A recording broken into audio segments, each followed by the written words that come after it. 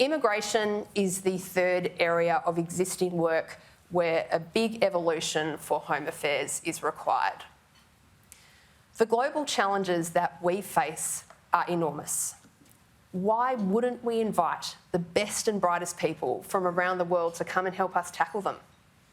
Yet today, our immigration system doesn't allow for anything of the sort. It's complex, it's bureaucratic, it lacks strategy, it's expensive and glacially slow. It's not serving the needs of our country, of business or of migrants.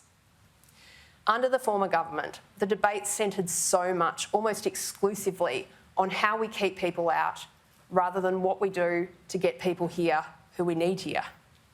We are in a fierce competition for global talent, but our competitors are well into the marathon while we are noodling around at the starting blocks. When we came to government, there were almost 1 million unprocessed visas just sitting there in the system in the middle of the biggest labour shortage we have experienced since the Second World War. To me, that was emblematic of the lack of interest by former ministers in this so foundational a task of the Australian government. Due to sheer inertia, the system had defaulted into bringing in very high numbers of temporary, lower skilled workers who churned through the labour market.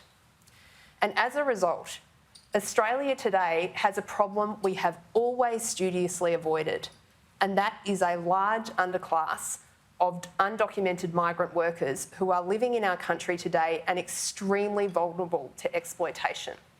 That is not what a world-class migration system looks like, and it's completely out of step with Australia's hugely successful historical focus on migration based on permanency, on citizenship, and on fair rights for workers no matter where they come from. Determining who should be invited to join us in our national endeavours is one of the most important things that the Australian government does. And we're going to take a run at fixing it through a big piece of work being led by former Secretary of the Treasury and Prime Minister and Cabinet, Martin Parkinson, AC PSM.